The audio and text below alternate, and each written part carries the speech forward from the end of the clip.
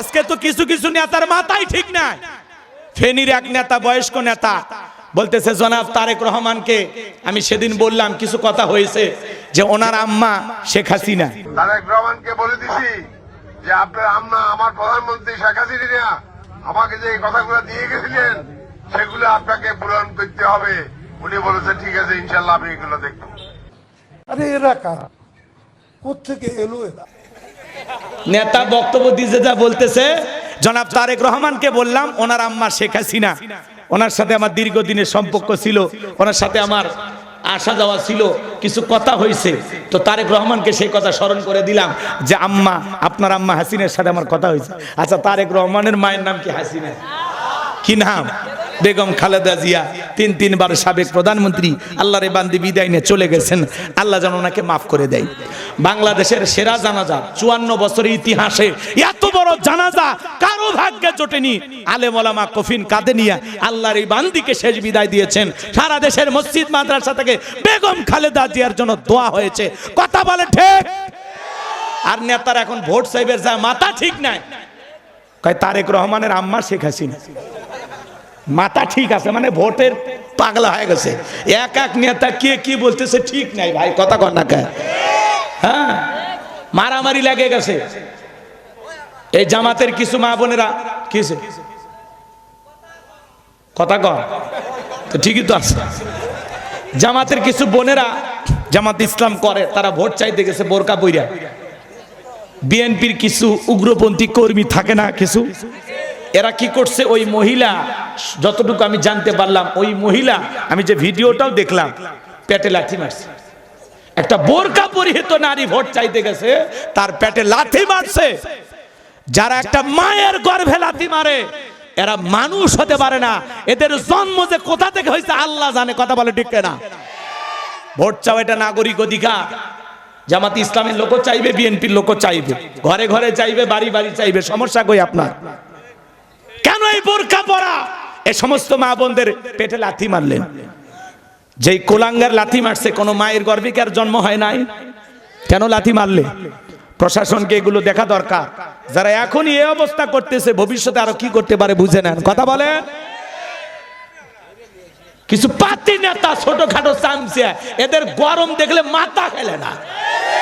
এক থাপ্পড় মারলে আর একটা থাপ্পড় মারা জায়গা নেই।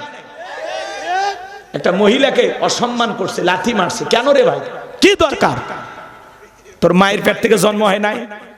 বেটা বেয়াদব, এগুলো কেন করছো? অনেকে বলে যে অমুক দলের লোক যদি এলাকায় ভোট চাইতে আসে ঠ্যাং ভেঙে ফেলে দিবেন। কেন? বাপ রে বাপ, আছে না এরকম? আছে না? আল্লাহ ওনাদের হেদায়েত দান করুক। জোরে কোন আমিন। যারা মা বোনকে অসম্মান করে, মায়ের পেটে লাথি মারে, আর যাই হোক, এরা মানুষ হতে পারে না, এরা পশু, এরা হিংস্র, এরা জানোয়ার। কথা বলেন ঠিক? আল্লাহ ওই সমস্ত যুবকদের হেদায়েত দান করুক। জোরে কোন আমিন। বিগত 16 বছরে যারা ক্ষমতায় ছিল, 4,500 কোটি টাকা দিয়ে রাস্তার মোড়ে মোড়ে ভাস্কর্য বানায় রাখছিল। বানায় লাভ কি করছেন? 5 আগস্টে আপনার বাবার মাথার উপর উঠে মানুষ পেশাব করে দিছে। ওই ভাস্কর্যের মাথা ভাঙ্গিয়ে পুকুরে চুবাছে। এটা আপনার বাবার জন্য লজ্জা। আর সবচেয়ে বড় লজ্জা আপনার, সেই ম্যাডাম এখন প্রকাশ্যে আসছে, বিভিন্ন দেশের সাথে মিটিং করতেছে যে বাংলাদেশে নির্বাচন, একবার কিছু দিকে ক্ষমতায় বসে যায়, আমার তো আর যাওয়ার সুযোগ নাই। উনি আসতে চাচ্ছে। কথা কয় রাখা, রাগ করতেছেন আপনারা? উনি আসতে চাচ্ছে, আমরা বলি আসেন। হ্যাঁ, কথা কয় না? যারা পালিয়ে যায় এরা আসে।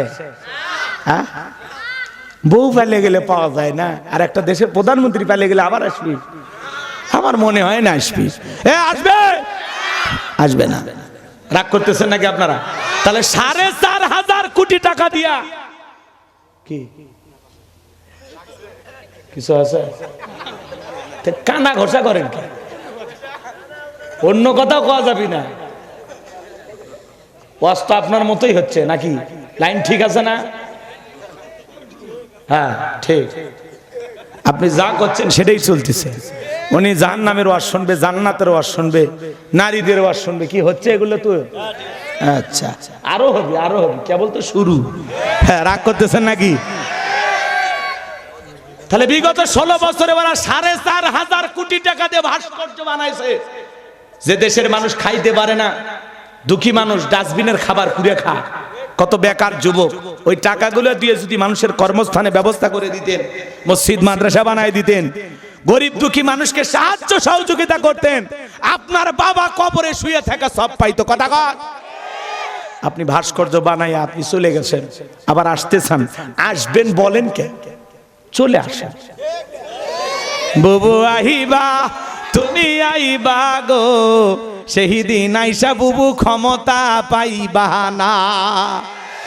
খোঁজ নাই বহু কাদের কাকার, অবস্থা খারাপ দরবেশ বাবার, হাউন আঙ্কেল এখন সামনে আসে না।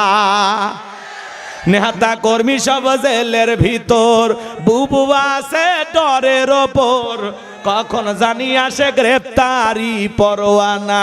বুবু আইবা তুমি আইবা গো, সেই দিন আইসা বুবু চিয়ার পাইবা না। এই জন্য বুবুর মাথা নষ্ট হয়ে গেছে। উনি প্রকাশ্যে দিল্লিতে বৈশা বিভিন্ন দেশ নিয়ে আলোচনা করতেছেন, বোঝেন নাই? উনি বুঝে ফেলে দিয়েছে যে 12ই ফেব্রুয়ারি একবার যদি নির্বাচন হয়ে যায় আর ওনার আসার সুযোগ নাই, 5 বছর আর আসতে পারবে? কথা বলেন, আর আসতে পারবে? এই জন্য উনি চাচ্ছে দেশে আসার জন্য, বিভিন্ন দেশে তদবির করতেছেন, কিন্তু কোন দেশ ওনাকে পাত্তা দিচ্ছে না। একমাত্র ভারতের দাদারাই ওনার গান শুনতেছে, বাকি দেশ বলতেছে আমরা নাই। রাগ করতেছেন আপনারা? 12ই ফেব্রুয়ারি বুঝে শুনে সমাজের নেতা নির্বাচিত করতে হবে। চলেন সামনের দিকে। আমার কথা কি বিরক্ত হচ্ছেন? আজ থেকে 1 বছর আগে আমরা যখন কোরআনের মাহফিলে কথা বলার জন্য যাইতাম, আমাদেরকে বলতে হুজুর সাবধানে কথা বলবেন, ভুলে যাবেন না এলাকা কার, ওয়াজ্জা করবেন করবেন, খবরদার নেত্রীর বিরুদ্ধে যেন কোনো কথা না হয়। এখনকার ওই বুদ্ধিজীবীরা আছে ভাই, টর্চ লাইট মেরেও চেহারা খুঁজে পাওয়া যাচ্ছে না। কথা বলেন ঠিক কিনা? এই জন্য মনে রাখবেন, আপনার জন্য কেউ জায়গা ছেড়ে দেবে না, নিজের জায়গা নিজেকে তৈরি করে না লাগবে। কথা বলেন ঠিক কিনা? মনে রাখবেন, এই পৃথিবীর জমিন অসংখ্য নবী রাসূল দাওয়াতি কাজ করেছেন, তাদের দাওয়াতি কাজও কাফের বেঈমানরা বাধার প্রাচীর তৈরি করে দিয়েছিলেন। এরপরে আল্লাহর পয়গম্বররা শত বাধার প্রাচীরকে ভেঙে আল্লাহর জমিন আল্লাহর পথে মানুষকে দাওয়াত দিয়েছেন। কথা বলেন ঠিক কিনা? আপনার আমার প্রিয় নবী কালেমার দাওয়াত দিতে কোরআনের প্রচার করতে গিয়ে মার খেয়েছেন, রক্ত ঝরিয়েছেন, দান মোবারক শহীদ হয়ে গেছেন। সাহাবা ইকরাম দিনকে প্রতিষ্ঠিত করতে গিয়ে মার খেয়েছেন, রক্ত ঝরিয়েছেন, জীবন দিয়েছেন। ও বাংলার মুসলমান, এই দেশের মানুষ যদি 1952 সালে ভাষার জন্য জীবন দিতে পারেন, 1971 সালে আপনার আমার পূর্বপুরুষেরা এদেশের মাটির জন্য, এদেশের স্বাধীনতার জন্য যদি জীবন দিতে পারে, রক্ত দিতে পারেন, 2024 সালে স্বৈরাচার জালেমকে বিদায় করে দেওয়ার জন্য এদেশের 2000 বেশি মানুষ যদি রক্ত দিতে পারেন, জীবন দিতে পারেন, প্রয়োজন যদি হয় আল্লাহর এই জমিনে আল্লাহর দ্বীনকে প্রতিষ্ঠিত করার জন্য, কোরআনের সমাজ ব্যবস্থা কায়েম করার জন্য যদি কখনো ডাক আসে, প্রয়োজনে বিবির কাছ থেকে বিদায় নে, সন্তানদের কাছ থেকে বিদায় নে, মাথায় কাফনের কাপড় বেঁধে আল্লাহর এই জমিন আল্লাহর দ্বীনকে প্রতিষ্ঠিত করার জন্য কারা কারা বুকের তাজা রক্ত দিতে রাজি? 2 হাত তুলে দেখান, 2 হাত তুলে দেখান।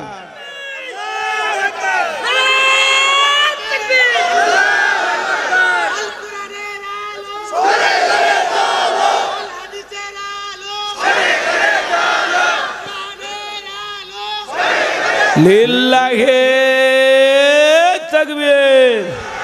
হাত সোজা করেন, টান টান করে হাত তোলেন। আমি কি হাত নামাইতে বলেছি? ওই যে মাঝে মাঝে হাত বেঁকা দেখা যায়, 2 হাত সোজা করার শক্তি না। আপনি পুরুষ মানুষ, দুধ ডিম ভিটামিন ক্যালসিয়াম মাঝে মাঝে কিনে খাবেন, একেবারে দুর্বল হলে চলতে পারবেন না। সোজা করেন, সোজা করেন, কেউ হাত নামাবেন না। আমার আল্লাহ রাব্বুল আলামিন বলেন, ইন্নাল্লাহা আশতারা মিনাল মুমিনিনা আনফুসাহুম ওয়া আমওয়ালাহুম বিআন্না লাহুমুল জান্নাহ। সূরা তাওবার 111 নম্বর আয়াতে আল্লাহ রাব্বুল আলামিন জানিয়ে দিলেন, নিশ্চয়ই মুমিন বান্দাদের জান মাল আমি আল্লাহ ক্রয় করে নিয়েছি, বিনিময়ে দেব জান্নাত। বলুন সুবহানাল্লাহ। তাহলে বলেন তো বাজান, আপনার আমার জীবনের মালিক কে? এই সিরাজগঞ্জের যুবকেরা ভালো করে বলো তো, এই জীবনের মালিক কে? প্রেম করবার প্রেমিকাকে পার্কে নিয়ে যা ডায়লগ দিবা, এ জীবন তোমার, তুমি শুধু আমার। ওরে হাইব্রিড যুবক, এই জীবনের মালিক কে? আপনার আমার সম্পদের মালিক কে? আল্লাহর দেয়া জীবন, আল্লাহর দেয়া সম্পদ আল্লাহর পথে খরচ করতে রাজি আছেন তো মুসলমান? রাজি আছেন তো ইনশাআল্লাহ? বাম হাত নামান, শুধু ডান হাত তুলে রাখেন, শুধু ডান হাত।